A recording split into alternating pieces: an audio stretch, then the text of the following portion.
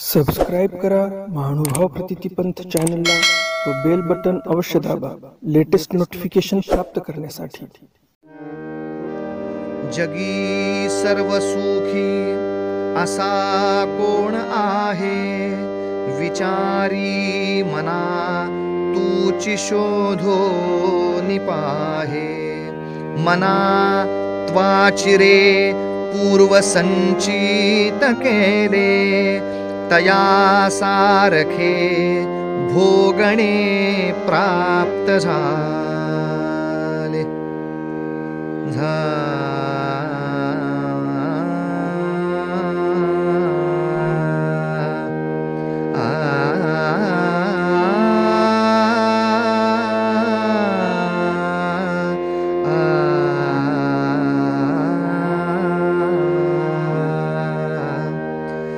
जगी सर्व सुखी असा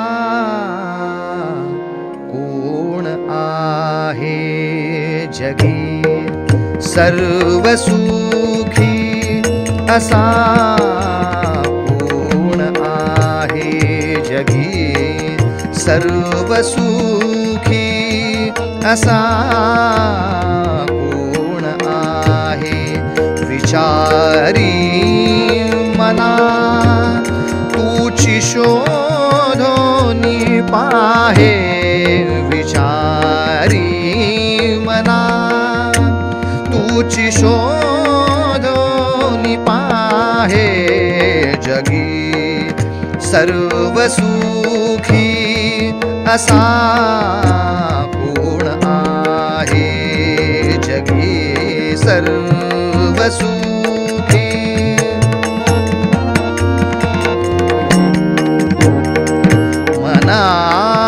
त्वाची रे पूर्व संचित केले, मना त्वाची रे पूर्व संचित केले, तया सारखे भोगणे प्राप्त झाले, तया सारखे भोगणे प्राप्त झाले। जगी सर्व सुखी असा कोण आहे, जगी सर्व सुखी असा कोण आहे, असा कोण आहे, असा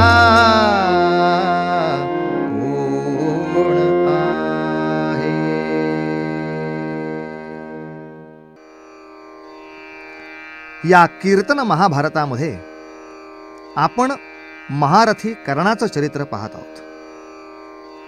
आपल्याला कल्पना आहेच की महाभारत म्हणजे कौरव पांडवांचं युद्ध आणि त्यांचा इतिहास हा ग्रंथ आहे। तेव्हा या कौरवांचा हा मित्र महारथी कर्ण, कौरव पांडवांच्या मध्ये द्यूत झालं म्हणजे जुगाराचा डाव झाला। या जुगाराच्या डावात पांडव आपलं राज्य हारले, खजिना सुद्धा हरले आणि कौरवांनी पांडवांचं राज्य गिळंकृत केलं, खजिना आपल्या हाती घेतला। पण त्या द्यूतामध्ये आणखीनही एक अट ठरली होती की पांडवांनी 12 वर्ष वनवासात जायचं, 1 वर्ष अज्ञातवास भोगायचा आणि मग परत यायचं आणि हे राज्य घ्यायचं। या द्यूतामधल्या अटीप्रमाणे पांडव वनवासात गेले, पण तरी सुद्धा कर्णाचा मत्सर काही शांत झाला नाही। पांडव वनवासात आहेत, आता पुरे ना नाही। त्यांनी दुर्योधनाला जो सल्ला दिला त्याच्यावरून आपल्याला कर्णाच्या विकृत मनाची पूर्ण कल्पना येईल। ऐक दुर्योधना, ऐक दुर्योधना, ऐक दुर्योधना, ऐक दुर्योधना, ऐक दुर्योधना। पांडव गेले वनवासा, पांडव गेले वनवासा, पुन्हा परत येतील निवासा, पुन्हा परत येतील निवासा. करुरानी कंदना, करुरानी कंदना, ऐक दुर्योधना, ऐक दुर्योधना, ऐक दुर्योधना.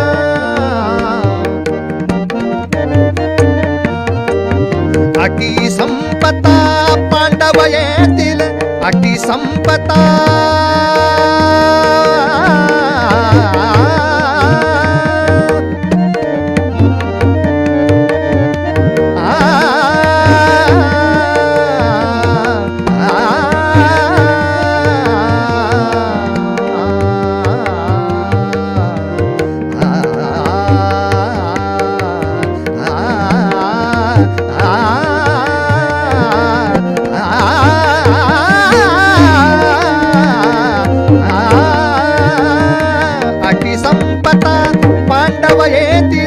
अटी संपता पांडव येतील, यादव द्रुपद ही साह्या करतील, यादव द्रुपद ही साह्या करतील.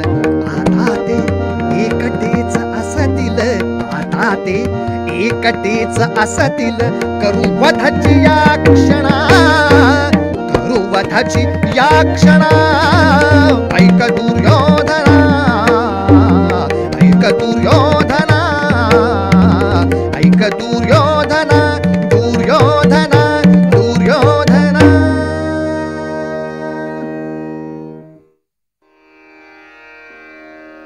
काय अधम सल्ला कर्णाने दिलाय तो पहा.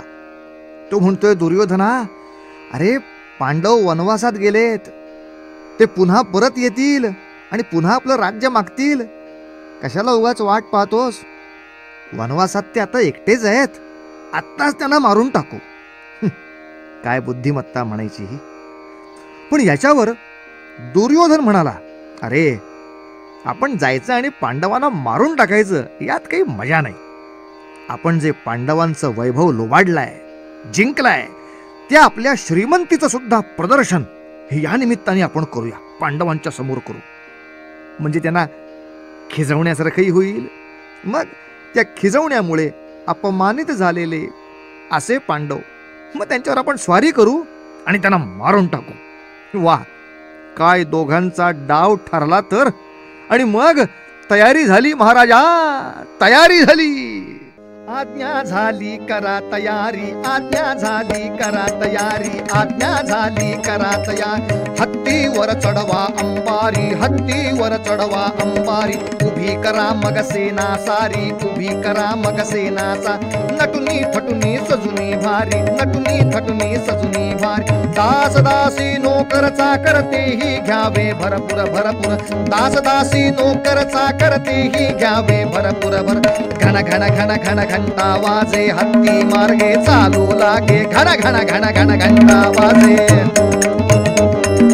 घोडे स्वार, सांडणी स्वार, पायी स्वार, हत्ती स्वार. दागिन्यांनी नटले फार, दागिन्यांनी नटले फार, ओ दागिन्यांनी नटले फार. कैसे कैसे घाली दागिने, कैसे कैसे घाली दागने. वानरासम दिसती वदने, वानरांसम दिसती वदने. किती गळ्यामधी, किती डोक्यामधी, किती दंडामधी, किती हातामधी.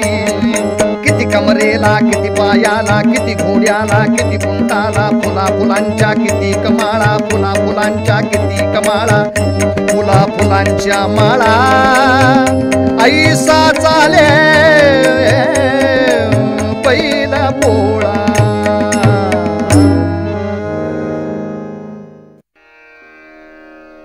वा वा वा वा वा वा, असा बेत ठरला. आणि सर्व कौरव आपल्या सैन्यासह, अंगराजकरणासह नटून थटून दागिने घालून अरण्यात गेले. कोणत्या अरण्यात? ज्या ठिकाणी वनवास भोगण्यासाठी पांडव राहतायत त्या अरण्यात हे गेले. त्या अरण्यामध्ये चित्रसेन नावाचा गंधर्व आपल्या परिवारासह आणि सैन्यासह आधीच आला होता वनविहारासाठी. त्यात यांची गर्दी आली. त्यामुळे दुर्योधनाचा आणि चित्रसेनाचा थोडा खटका उडाला. भांडण झालं आणि झालं युद्ध भडकलं. चित्रसेन गंधर्वानं दुर्योधनाशी युद्ध सुरू केलं. नुसतं युद्ध झालं नाही महाराजा, चित्रसेनाने दुर्योधनाला जिंकला. कर्ण तर चित्रसेन गंधर्वावर चालून गेला. आपल्याला हे जर वर्णन नीट वाचायचं असेल तर सांगतो. महाभारतामध्ये वनपर्वात याचं समग्र वर्णन आहे की चित्रसेन गंधर्वानं कर्णावरती शस्त्रास्त्रांचा वर्षाव केला. कर्णाचा रथ मोडून टाकला. तेव्हा कर्ण आपली ढाल आणि तलवार घेऊन रथातून उडी मारून उतरला आणि विकर्ण नावाच्या एका योद्ध्याच्या रथावर तो चढला आणि स्वतःची सुटका करून घेण्यासाठी त्यांनी घोडे पिटाळले. अशा रीतीनं चित्रसेन गंधर्वानं कर्णाला पळवून लावला. दुर्योधनाचं सगळं सैन्य हे बघितल्यामुळे माघार घेत मागे पळालं आणि चित्रसेन गंधर्वानी दुर्योधनाला अटक केली, कैदी केलं. छान. म्हणजे पांडवांना खिजवायला हे आले होते, त्यांचीच फजिती झाली आणि शेवटी पांडवांनीच म्हणजे भीम आणि अर्जुन या दोघांनी चित्रसेन गंधर्वाशी युद्ध केलं, चित्रसेनाचा पराभव केला आणि दुर्योधनाला सोडवलं. वाह! या प्रसंगात अंगराज कर्णाला मित्राचंही कर्तव्य पाळता आलं नाही आणि सेवकाचंही नाही. शौर्य तर दाखवलं नाहीच, हो, पण युद्धात शेवटपर्यंत उभं राहण्याचं धैर्य सुद्धा दाखवलेलं दिसत नाही. असं वर्णन आहे का हो की कर्ण मूर्छित होऊन कोसळलाय, तो आगतिक झालाय आणि मग दुर्योधनाबरोबर तो पकडला गेलाय. ठीक आहे, असं वर्णन असतं तर शोभलं असतं. पण हा शौर्याचा पुतळा कर्ण सगळ्यांच्या आधी पळालाय. त्याचं पळणं बघून त्याच्या मागून सैन्य पळालंय आणि पांडवांच्याकडून सुटका झालेला तो दुर्योधन जेव्हा खाली मान घालून हस्तिनापुराला परत गेला तेव्हा त्याची समजूत घातली कर्णाने. बरं का, त्याची समजूत घातली. पण दुर्योधनाची समजूत घालताना कर्ण जे काही बोललाय ते म्हणजे निर्लज्जपणाचा खरोखर कळस आहे. हो, कळस आहे. त्या भीमाला पाठविला, त्या भीमाला पाठविला, तुझला रे सोडविण्याला हे खरे. त्या भीमाला पाठविला, तुझला रे सोडविण्याला हे खरे.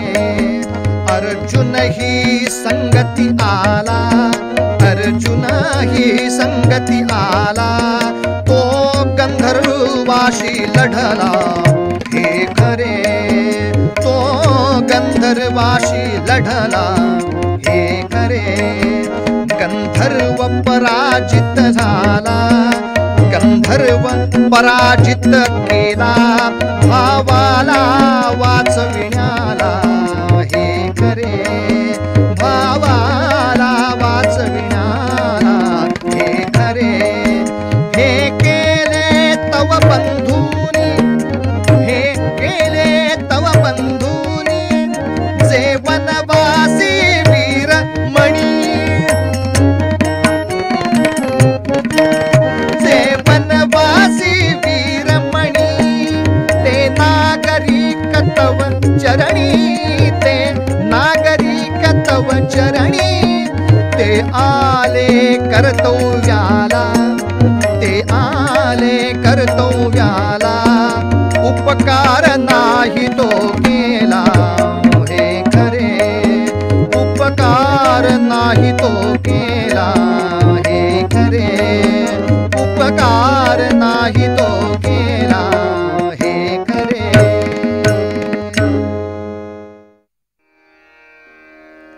हे राजा, पांडवांनी तुझी सुटका केली यात खेद करण्यासारखं काही नाही आहे. त्यांनी काही तुझ्यावर उपकार नाही केला.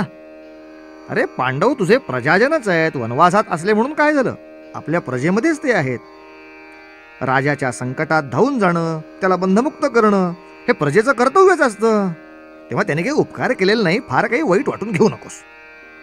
काय समजूत घातली आहे पहा.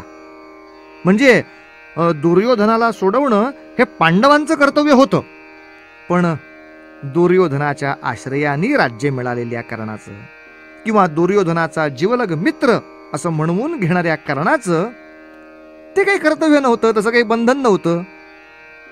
पांडवांचं मात्र ते बंधन होतं बरं का. म्हणजे बालपणापासून दुर्योधनाने ज्यांचा द्वेष केला, जे नात्याने आपल्या बरोबरीचे होते, जे त्या राज्याचे खरे वारस होते, ते पांडव दुर्योधनाचे प्रजाजन म्हणून दुर्योधनाचं रक्षण करणं त्यांचं कर्तव्य. म्हणजे दुर्योधनाने द्वेष केला तरी अहो, हे असलं काहीतरी बोलणं ही चांगली वकिली सुद्धा नव्हे हो. मुळात वनामध्ये जायची मूळ कल्पना कारणाची. तेव्हा दुर्योधनाला तो तिथे एकटा सोडून पळून आला आणि आपल्या फजितीवर असं पांघरून घालू लागला. हे ऐकून सुद्धा वाईट वाटतं. असो, पुढे पांडवांनी 12 वर्ष वनवास सहन केला. याच्या पुढे 1 वर्ष अज्ञातवासात राहायचंय. अज्ञातवास म्हणजे लपून राहायचं, छपून राहायचं, आपलं नाव गाव बदलून राहायचं. आपण पांडव आहोत हे कोणाला कळू नये अशा अवस्थेत राहायचं. 1 वर्ष राहायचंय. तेव्हा या 1 वर्षासाठी सर्व पांडव आणि द्रौपदी विराट नावाचा जो राजा होता त्याच्या पदरी त्याचे सेवक म्हणून राहिले. वर्ष पूर्ण होत आलं. पांडव कुठे गुप्तपणे राहतायत कौरवांना पत्ता नाहीये. पण कुठून तरी ही वार्ता कौरवांना समजली आणि मग दुर्योधनाने विचार केला, आपण विराटाच्या नगरावर चालून जाऊ आणि 1 वर्ष पूर्ण व्हायच्या आतच पांडवांना प्रगट करू, आपण त्यांना ओळखू. म्हणजे मग म्हणता येईल, तुम्ही 1 वर्ष अज्ञातवास काही पूर्ण केला नाही, तो पूर्ण केल्यानंतर तुम्ही यायचं होतं आणि राज्य मागायचं होतं. तुम्ही काही पूर्ण केला नाही, मग कशाला राज्य मागता? म्हणजे राज्य परत द्यायलाही नको. असा विचार करून दुर्योधनानं विराटाच्या राज्यावर स्वारी केली. आता या स्वारीमध्ये दुर्योधन चालून येतोय ही वार्ता विराटाला समजली. आणि दुर्योधनाने सैन्याशी नाही युद्ध केलं, कारण त्याला विराटाशी काही युद्ध करायचं नव्हतंच, फक्त पांडवांना प्रगट करायचं होतं. म्हणून दुर्योधनानं विराट नगरीवर चाल करून त्याच्या गायी होत्या त्या पळवल्या. म्हणजे राजाच्या मालकीचं जे गोधन होतं त्या गायी पळवल्या. आणि अशा गायी हे सगळं सैन्य पळवतंय म्हटल्याबरोबर राजदूत धावत धावत आले आणि त्यांनी राजाला वार्ता कळवली, राजा राजा दुर्योधन आला रे, दुर्योधन आला. कौरवेंद्र दुर्योधन राजा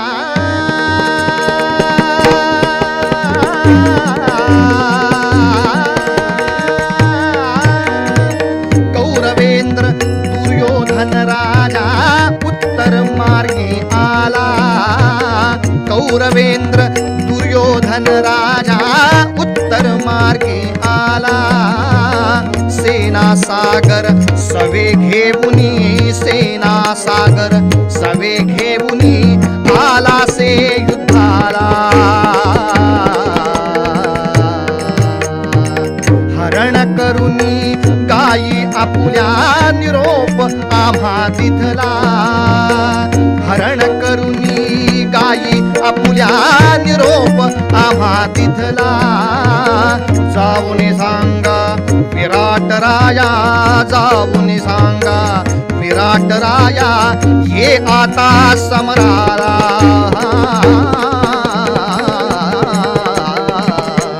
साधोजी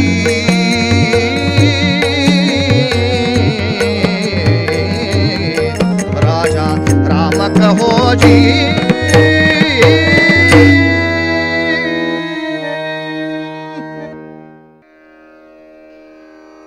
ही वार्ता ऐकताच विराट राजाचा मुलगा राजपुत्र तो एकटाच कौरवांच्या सैन्याशी युद्ध करायला निघाला. पण जाताना त्यांनी आपला रथ चालवण्यासाठी बृहन्नडेला बरोबर घेतलं. ही बृहन्नडा कोण? हा अर्जुन बर का. विराटाकडे तो नृत्य शिक्षक म्हणून राहत होता. अर्जुनाला अर्जुन या नावाने काही तो राजपुत्र ओळखत नव्हता. बृहन्नडा त्याला बरोबर घेतलं रथ चालवण्यासाठी. हा राजपुत्र होता, तो रणांगणावरती आला मात्र, आणि ते कौरवांचं सगळं सैन्य पाहून असा काही घाबरला की हातपाय गाळूनच बसला. कुरु कटकासी पाहता, कुरु कटकासी पाहता, तो उत्तर बाळ फार गडबडला. स्वपर बळा बळ नेणुनी, बालिश बहुपायकात बडबडला.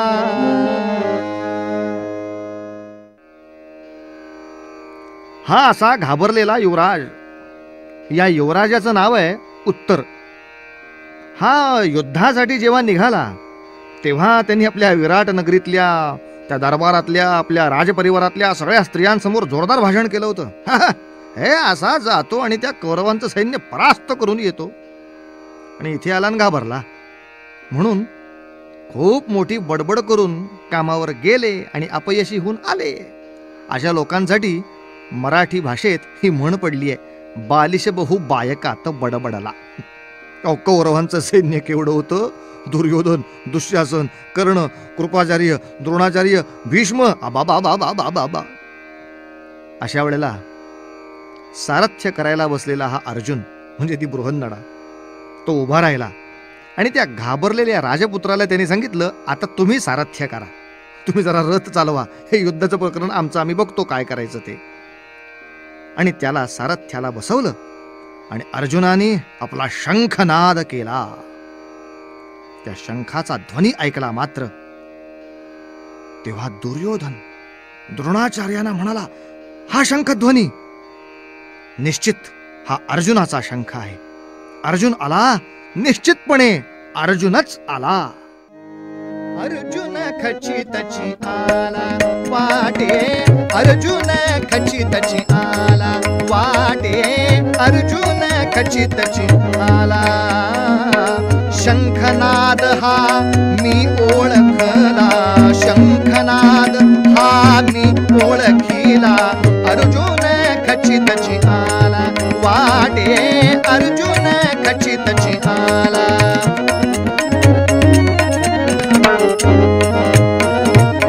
त्याच्या वाचून धैर्य कुणाचे, त्याच्या वाचून धैर्य कुणाचे, त्याच्या वाचून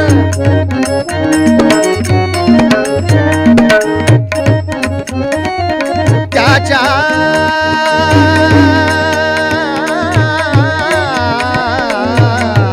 वाचून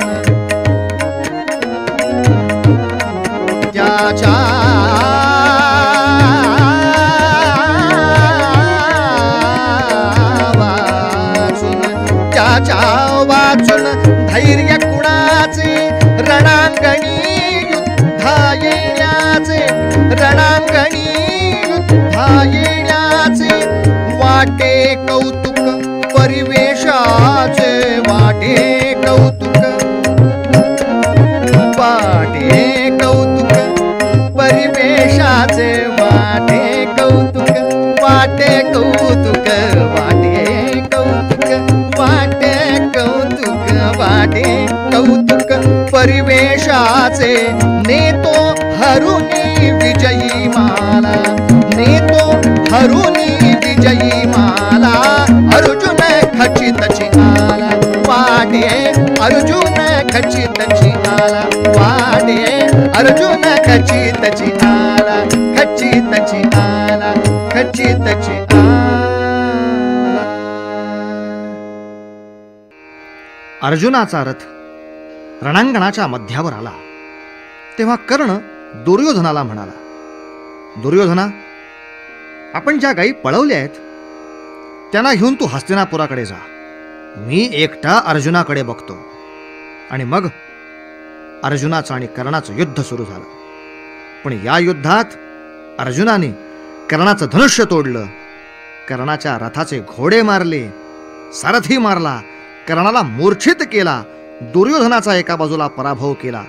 भीष्म, द्रोण, कृप, अश्वत्थामा या सगळ्यांचं सैन्य अर्जुनाने माघारी हटवलं आणि विजय मिळवला.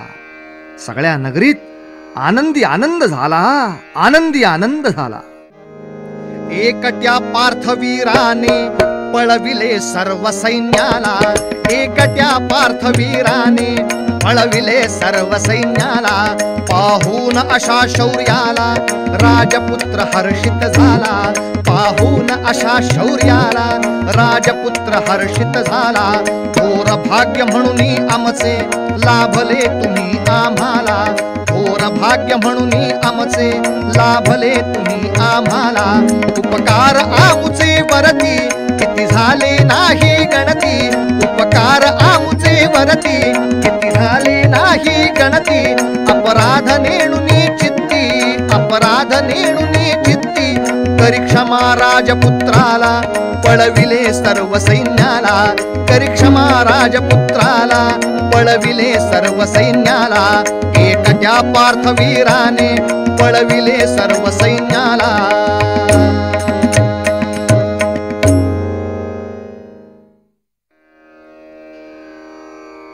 रणांगणामध्ये प्रत्यक्ष काय घडलं याचं महाभारतातलं वर्णन जर आपण वाचलं तर मग बाकी कादंबऱ्या आणि नाटकातली वर्णन जरा विसरून जाल. या युद्धाचं वर्णन असं आहे, अर्जुनाने सोडलेल्या तीक्ष्ण बाणांनी कर्ण अत्यंत व्यथित झाला, रणांगण सोडून माघारी फिरला. पण या युद्धात कर्णाचा जो भाऊ संग्रामजित यालाही अर्जुनानं ठार केला.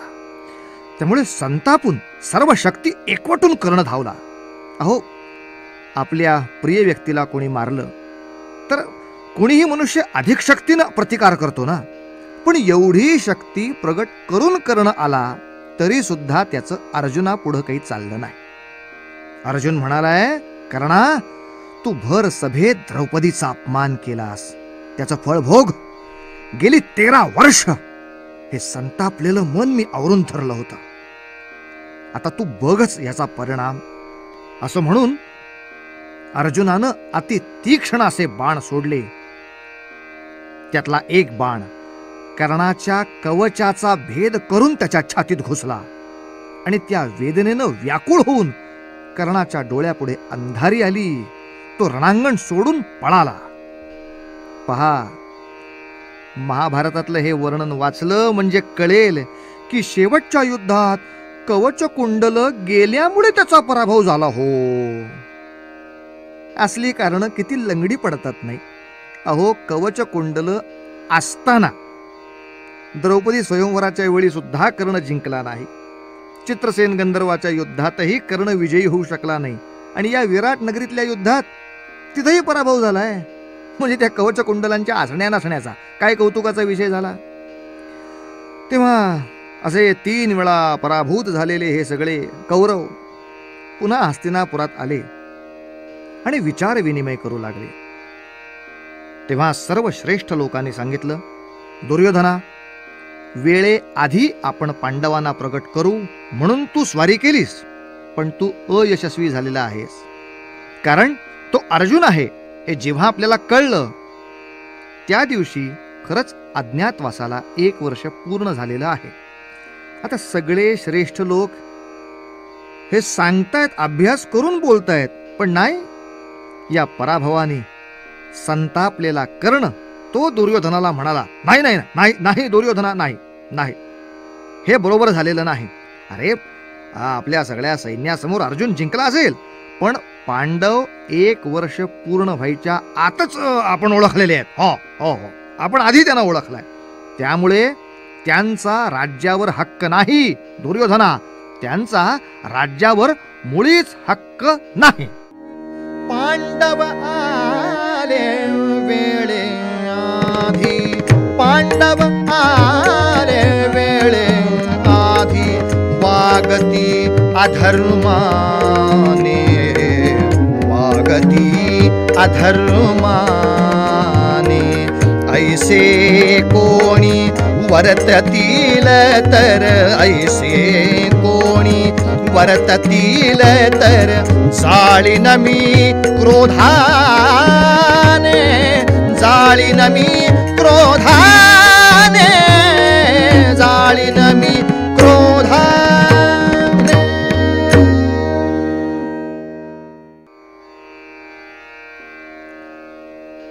सर्व श्रेष्ठ लोकांच्या मते 12 वर्ष वनवास आणि 1 वर्ष अज्ञातवास म्हणजे 13 वर्ष पांडवांनी पूर्ण केली होती. पांडवांच्या वतीनं दुर्योधनाशी बोलायला गोपालकृष्ण आले की बाबांनो, आपलं ठरलं होतं 1 वर्ष अज्ञातवास संपल्यानंतर त्यांचं राज्य तुम्ही त्यांना परत देणार, द्या आता. पण तरी सुद्धा राज्य द्यायला दुर्योधन तयार नव्हता. आता युद्ध होणार हे निश्चित झालं, पण युद्धाची भीती लोकांनी घालताच अंगराज कर्ण उभे राहिले आणि त्यांनी दुर्योधनाला दिलासा दिला की अरे राजा, काही घाबरू नको, युद्ध होईल म्हणून भीती बाळगू नको. हा गोपाल कृष्ण पांडवांच्या बाजूला आहे म्हणून काही चिंता करू नको. या सगळ्या यादवांचा पांडवांचा सगळ्यांचा मी समूळ नाश करून टाकीन. 4 वेळा पराभव झालेला माणूस असं बोलायला लागल्यानंतर शहाणी माणसं थोडी गालातल्या गालात हसणारच की हो, उपहास येणारच. हे वेड्यासारखं बोलणं ऐकून राजा भिवू नको रे, राजा भिवू नको रे, यादव पांडव करीन मी नाश. ऐसे भाषण होता, ऐसे भाषण होता, शहाण्यांच्या मनी येत सहज उपहास.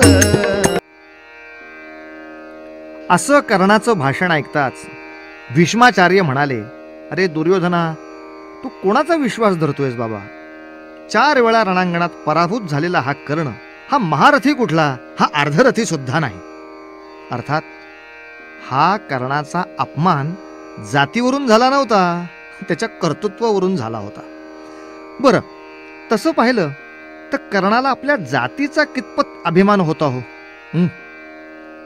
याचे काही दाखले बघायचेत, सांगतो ना. कर्ण जेव्हा विद्यार्थी होता, सर्व शिक्षण पूर्ण झालं होतं, तेव्हा सगळ्या विद्यार्थ्यांच्या विविध गुणदर्शनाचा कार्यक्रम ठरवला.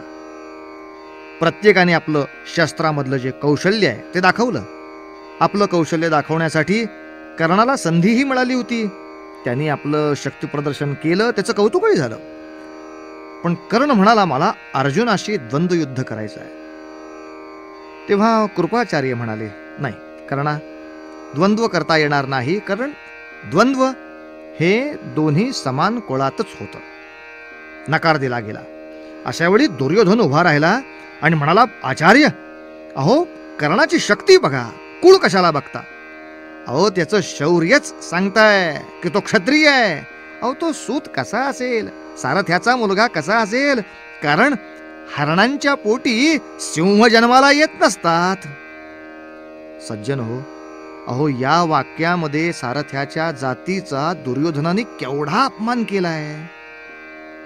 पण याचा काही कर्णाला तेव्हा राग आलेला नाही. बरं, तसंच पुढे जेव्हा पांडवांना द्यूत खेळायला बोलवलं, पांडव सगळं काही हरले आणि दुर्योधनाने सांगितलं एका नोकराला, जा रे द्रौपदीला भर दरबारात घेऊन या. तेव्हा तो नोकर, शेवटी द्रौपदी सम्राज्ञी होती त्या काळची, तो तिला न घेताच परत आला. तेव्हा दुर्योधन म्हणला, दुःशासना, अरे तूच जा आणि द्रौपदीला घेऊन ये. हे असल्या नोकरांकडून ही कामं होण्यासारखी नाहीयेत. असल्या सामान्य लोकांच्याकडून, असल्या दूतांच्याकडून, असल्या सूतांच्याकडून ही कामं होण्यासारखी नाहीयेत. बघा, आपल्या स्वतःच्या जातीचा हीनपणाने भर दरबारात उल्लेख चाललाय. त्याला कर्ण कधी आक्षेप घेत नाहीये, त्याला रागही येत नाहीये. गंमत आहे. अहो जातीचा अभिमान असायला हवा ना. बरं, त्या कर्णाचं दुसरं एक वैशिष्ट्य सांगतात, तो अतिशय उदार होता. आता ते औदार्य कसं आहे तेही पाहण्यासारखं आहे बरं का. कुणीही माझ्याकडे या, त्यांनी काहीही मागितलं तरी त्याला मी नाही म्हणणार नाही, असं घोर दानशूरत्व.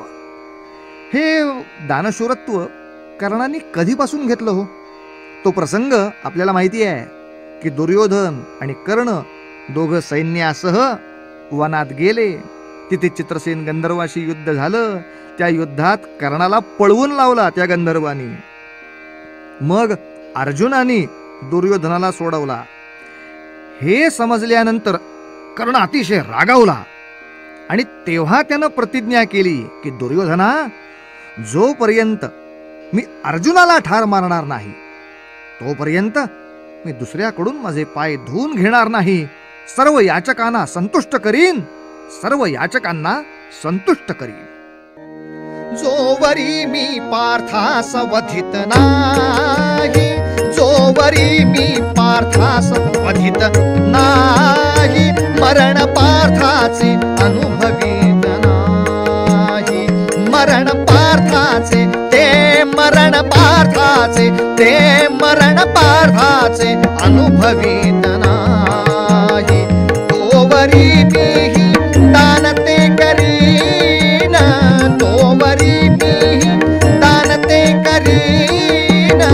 राजभोगासी सर्वही त्यजीन, राजभोगासी सर्वही त्यजीन. तोवरी मी पार्थास वधित नाही, वधित नाही, वधित नाही.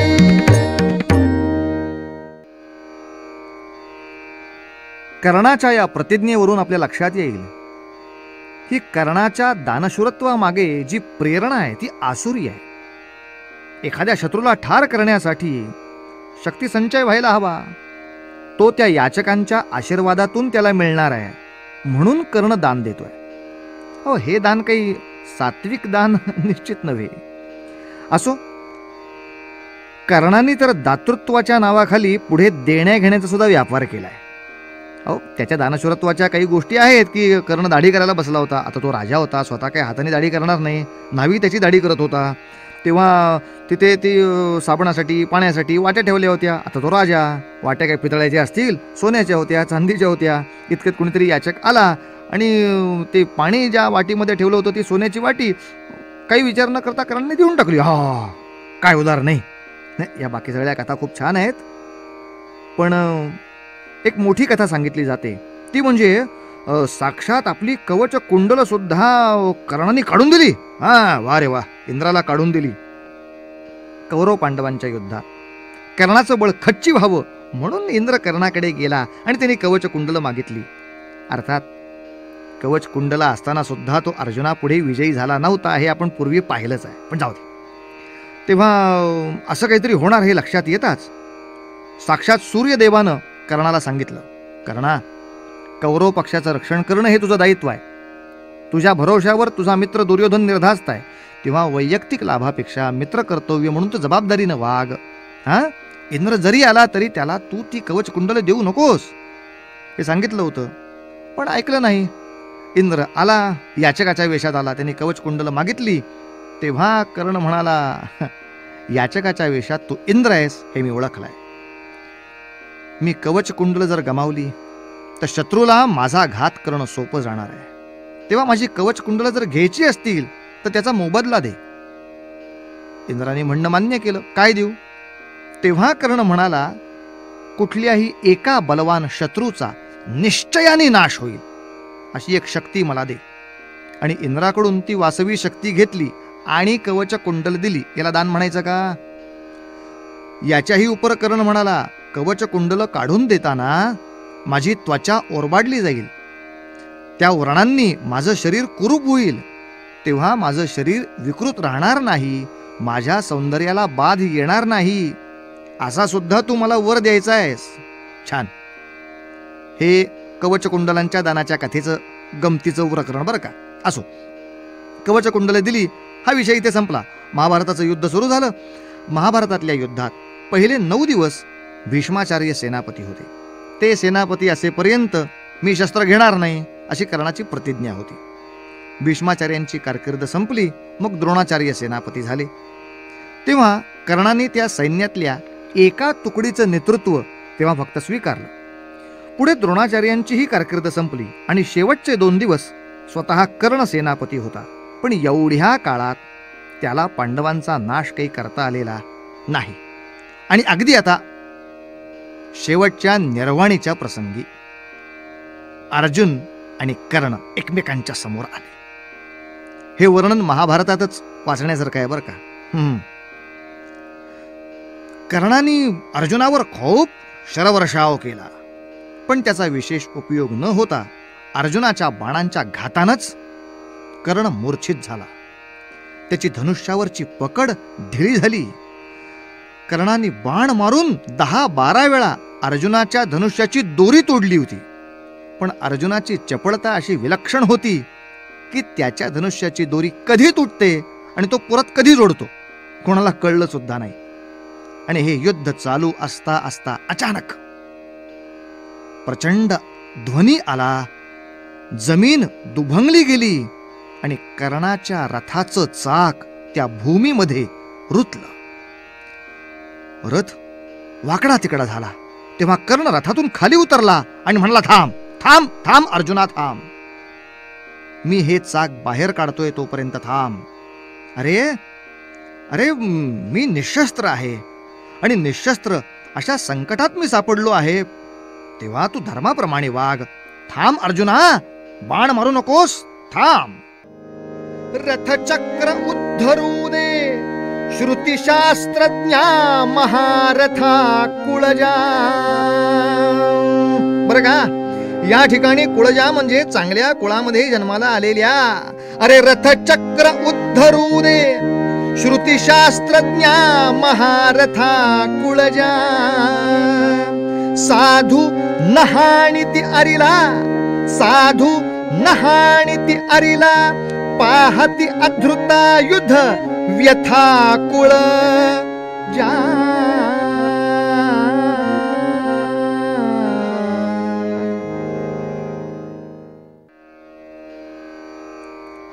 कर्णाने अर्जुनाला धर्माची शपथ घातली. अशा वेळी गोपाळ कृष्ण जर तिथे नसते तर अर्जुनाने खरंच कर्णाला सोडला असता आणि त्याला उद्या युद्धाला ये अशी एका दिवसाची मुदत सुद्धा दिली असती. पण गोपाळ कृष्ण म्हणाले, कर्णा, अरे तू रथावर उभा असताना पांडवांनी 90च्या वर कौरव मारलेत, तेव्हा तू रथावर असताना काय केलंयस? तुझा पुत्र आव्हान देऊन अर्जुनाने ठार केला, तेव्हा तू रथावर उभा होतास, त्याचं कौतुक किती. अरे तुझ्या देखत भीमाने दुःशासनाला मारला, नडग्या फोडून छाती फोडून त्याचं रक्त प्यायला येतो. त्या भीमासमोर काय केलंस तू? आणि आता रथाचं कारण सांगतोस? हे रथाचं चाक काढत कशाला बसतोस? अरे तुझ्यासारख्या सेनापतीला ऐनवेळी मिळावेत म्हणून दुर्योधनानं काही राखीव रथ ठेवले असतीलच ना. युद्धाचा नियम आहे हा, सेनापतीच्या मागे त्याला एक वाहन राखीव ठेवलं पाहिजे. तेव्हा दुसरा रथ घे, उभा राहा. हे चाक काढत बसण्यामध्ये वेळ का घालवतोयस? कारण तुझा डाव माझ्या लक्षात येतोय. सूर्यास्त झाला की युद्ध थांबणार आहे, तेव्हा तू सूर्यास्त होईपर्यंत हे चाक काढत बसणार आहेस होय रे?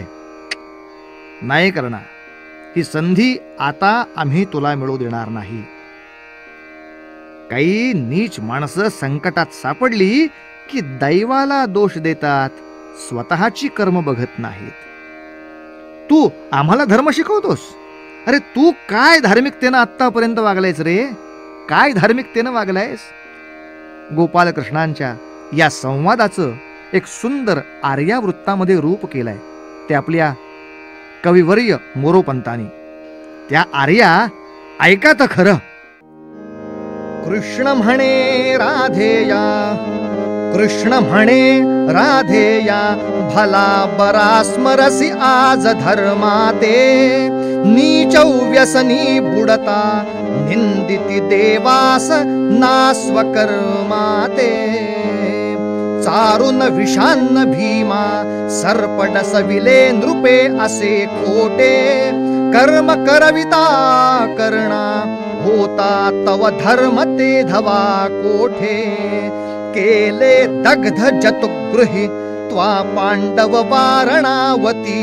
जेव्हा गेला होता कोठे धर्म तुझा सूतनंदना. तेव्हा जेव्हा तू दुर्योधन दुःशासन शकुनी एकमती झाला. कैसे कपट द्युती चित्तीहीन धर्म लंघिता भ्याला. जेव्हा सभेसी नेली पांचाली मानिले न मनी शर्म. तेव्हा गेला होता कोठे राधा सुता तुझा धर्म. अभिमन्यू बाळ बहुती वधिता त्वा वारिले न ते कर्म. तेव्हा गेला होता कोठे राधा सुता तुझा धर्म.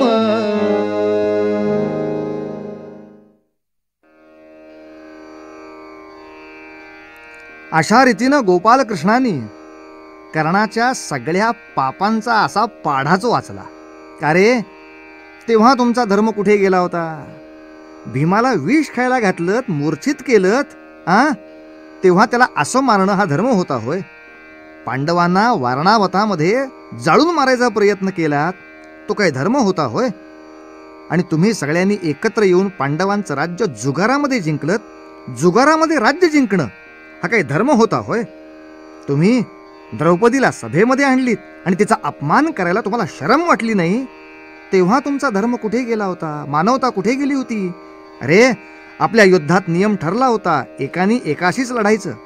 पण चक्रव्यूहामध्ये जेव्हा अर्जुनाचा पुत्र अभिमन्यू सापडला, तेव्हा तुम्ही 7-8 जण एकत्र होऊन त्याच्याशी लढायला उभे राहिलात. तोही असाच रथाखाली उतरला होता, रथाचं चाक हातात घेऊन प्रतिकार करत होता, तरी त्याच्या पोटात तलवारी खुपसल्यात. 8 जणांनी एकत्र येऊन एकट्या लहान पोराला मारलं.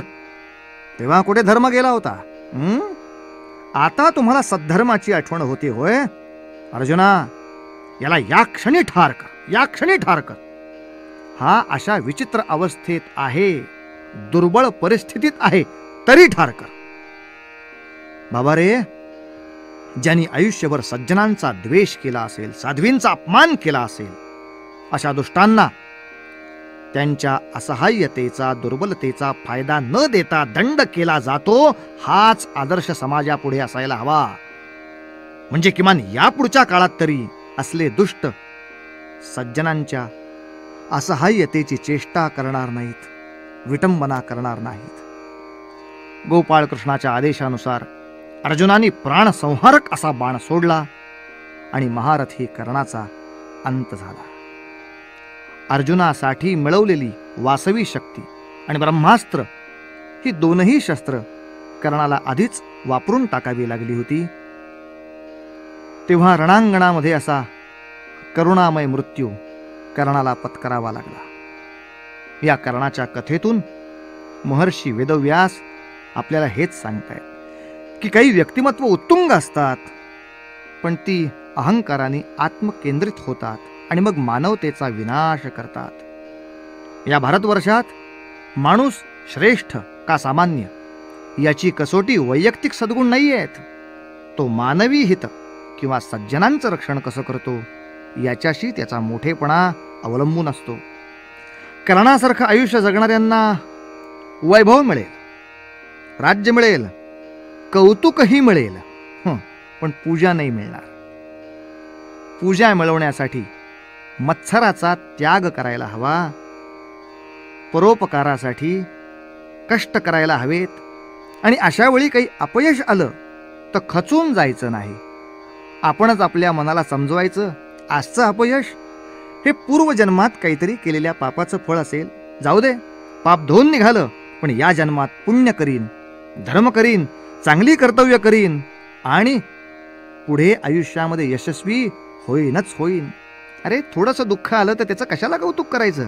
जगी सर्व सुखी असा कोण आहे, विचारी मना तूच शोधोनी पाहे.